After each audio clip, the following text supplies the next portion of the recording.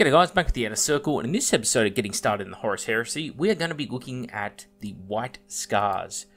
This is a part 3 episode, so look at our previous 2 episodes on the White Scars if you want more on the Legion themselves and how to actually build a thematic looking force. This time out we're looking at the special characters and the Primarch.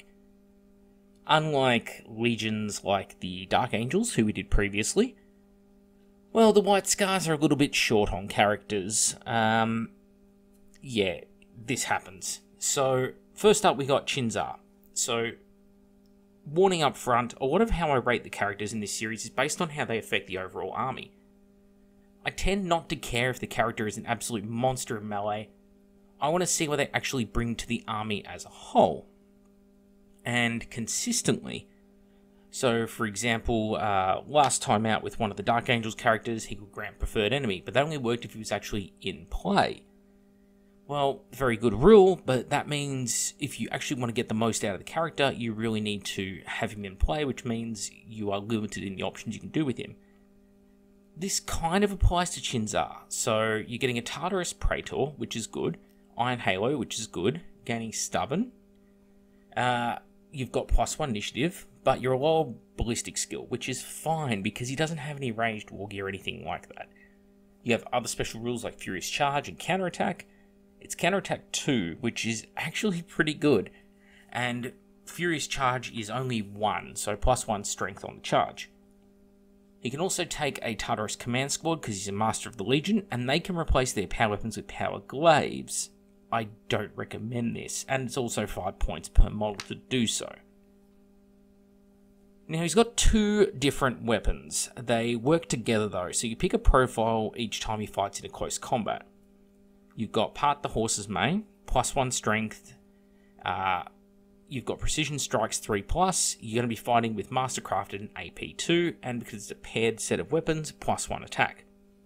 You also have Split the Mountain.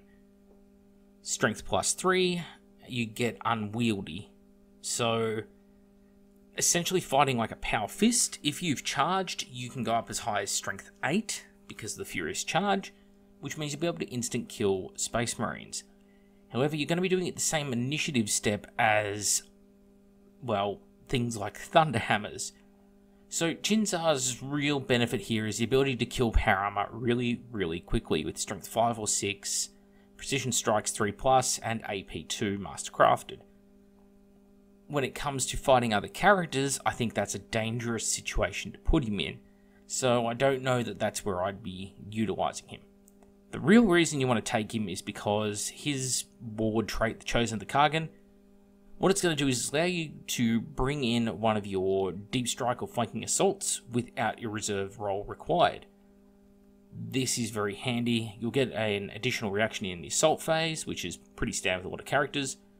But if you're using this, it works really well with White Scars rules in general. Synergize as well because things like Chagorian Brotherhood or, say, Deep Strike Assault, something along those lines, he will really benefit from or grant you benefits towards. So useful in that regard, but you are paying a lot of points for this privilege, and again, you're not getting a character who's going to set the world aflame when it comes to things like challenges. Can do it, not my go-to pick. I do think, though, that if you can find a way of teaming him up with someone who's got rad grenades, then he becomes an absolutely amazing close combatant. Because strength 6 on the charge, with AP2 at initiative attacks and Mastercrafted, and he'll have a lot of attacks, will actually allow him to instant kill Terminator squads. And that is pretty beneficial, but it requires, again, a very specific combo. Now, the other special character available to the White Scars is Solomon Khan. Totally unique character, do not steal this name. Interesting thing is, he's basically a Praetor, strength 5 base, but, okay, odd thing here, his strength 5 base doesn't really matter, because his weapon isn't a double user strength, it's just a flat strength 10, so he didn't need to be strength 5, but hey, it's neat to have. Strength 10, Thunderhammer, it's AP2, because it's a Thunderhammer, Brutal 2, because it's a Thunderhammer, but he has Reaping Blow, which allows him to get extra attacks if there's more than one model in base to base with him, And interestingly, he has a very similar rule to your Eidolon, which is he can sacrifice all of his attacks and make one single attack instead, but it's at initiative, and it's strength 12, and it's brutal 3. So, yeah, it's initiative 10. Not even his own initiative 10. So he will strike very, very quickly with that. But that is a Hail Mary attack. If you miss with that attack, that's it, you're done. But if you hit, you can one-shot pretty much anything in the game that's not a Primarch or Sigismund. Very, very handy. Dreadnoughts, yeah, okay, they will survive it, but if you can drop their toughness by 1 with something like, I don't know, a Rag Grenade, that Brutal 3 attack could potentially instant kill one just through the sheer amount of D3 wounds it's going to do per wound that gets through on a Contemptor. Still, you shouldn't go fighting Contemptors. He also has Combi Melter, and he can take a Jet Bike if you are into that sort of thing, and it's, you know, pretty handy. I like the fact that he's got the Jet Bike option because it means he can get around quickly. Shinza, being a Terminator, is limited to walking speed or the speed of his transport. Solomon, being on a bike, means that he's going to get a lot of versatility when it comes to speed, and speed is everything, especially as a White Scars model. You can also take a Sisters of Silence Raptura Cadre, which is, yeah, okay. It's a Knight Centura's retinue, basically, but we don't have the full rules in context for this edition, so I can't tell you how good or bad that is. I only say that it is. Now the big boy himself, Jagadai Khan. So, the Warhawk himself is not a good Primarch for fighting Primarchs. Just, let's get that out of the way straight away. His Wildfire Panoply, 2+ normal save, 4+ invulnerable, pretty much the standard or default on Primarchs is 2+, 4++. Interestingly, it's going to go to 3++ in the Assault phase, funny enough, also in the Movement phase. His sword, +1 strength, AP2, again, Primarch weapons tend to be AP2 at initiative. Strength of +1 is not great, but you are getting Furious Charge 2 with him, so you can get that up to quite a respectable strength. He has Murderous Strike on a 5+, so, you know, slightly better Paragon Blade. Yeah, it's not bad. It's not terrible. Strength 9 is good. A very good initiative. The thing is, though, he ain't killing other Primarchs that. He will absolutely murder most Terminators, but funny enough, Terminators which have some sort of damage mitigation like Battle Hardened are going to be surprisingly hard to kill with him. He has a pistol, as you would expect, and of course he has the bike, as you would expect. The pistol is crap, is probably the best way to put it. 2 shots, strength 6, AP 4, with Deflagrate and Concussive of 1.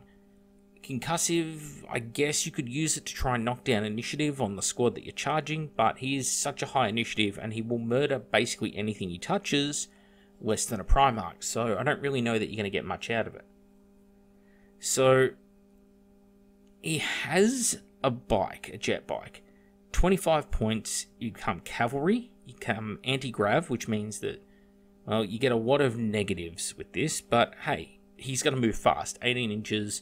You'll get an extra wound because of the bike, and you're going to have 2 Mastercraft Heavy Bolters, which is pretty handy, which combines with firing protocols, of which you have 3 now. So they fixed the last edition where you can only fire 1 of his weapons. Now you can fire 3. Why 3? Because he has a pistol as well. You're also going to get Hammer of Wrath of 3, but Hammer of Wrath never really kills anything, but it's something additional. He also has the Sire of the White Scars ability. So it's a Warlord trait, essentially, and it's going to give all your infantry and your cavalry Furious Charge. Technically, it works on him too, but because his sword already has Furious Charge 2, yeah, that's going to do nothing. But interesting rules are that he has Pathfinder, Move Through Cover, Hit and Run, and Crusader all built in. So those are really going to synchronize well with his bike, and I do suggest taking him on the bike, because I think the Jagadai Khan is one of the only Primarchs who will actually earn his points back in a game. Most Primarchs are, well, for lack of a better term, slow. Take someone like Horus Lupercal. Yep, he's an absolute beast. He will murder an entire army on his own, except you don't have enough turns in the game for him to do so. He's in Cataphracti Terminator armor, and if you support him with something like Justirian, you're limited to the speed of the Justirian. With Jagged-Eye Khan, the ability to be going 18 inches a turn on that Sujutsu Void Bike, maybe with a big squad of Golden Keshi with him or something that can split off and the two forces can go in two different directions, terrifying. Or stick him in with regular jet bikes or a jet bike command squad and have the Golden Kashyyyk on the other side of the board. All of a sudden the enemy has to wonder which Death Star do they kill first, because anything they hit will be absolutely murder-fucked. Really, really good in that regard. Other Primarchs that would be up there with this would be someone like, say, Sanguinius, Korax, Conrad Kurz, and to a lesser degree, funny enough, Mortarion.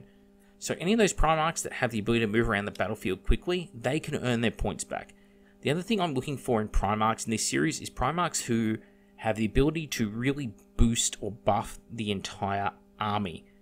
Army-wide buffs are a huge thing, and not to be underestimated, such as getting Preferred Enemy for a whole turn if you're, I think, Alpha Legion do that. So, really good. The thing that I'm not going to really give thumbs up to is Primarchs who are really selfish, as it were. Primarchs that really look after themselves and themselves alone. And there are a few who you're like, yep, you're a great duelist, you'll kill anything you touch, but what about the rest of your force? So, yeah, interesting thoughts. Anyway, one last thing on Jagged-Eye Khan, and that is his Lightning from Blue Skies, which is going to allow him and his entire unit, or if he's part of, say, a flanking assault, it will allow them to arrive from reserves when you want to. You don't even have to roll it. So, yeah, pretty neat if you're into that sort of thing. I think, personally, I haven't been seeing a lot of flanking assaults or deep strike assaults, that kind of thing going on in this edition. I think people have a bit of a bad taste in their mouth for it, because something like flanking assault with, say, tanks, very hard to pull off. And there's so much free intercept right now in the game, and the game favours shooting to such a heavy degree that free intercept is, well, it's cropping up more than I'd like to see. But anyway, it is what it is, and if you're going to do it, he's one of the best at it. Anyway, that's it for me. I'm back with the Outer Circle. Thank you all for watching this Part 3 episode, and I'll catch you all on the next one, which is going to be Space Wolves. See you all then.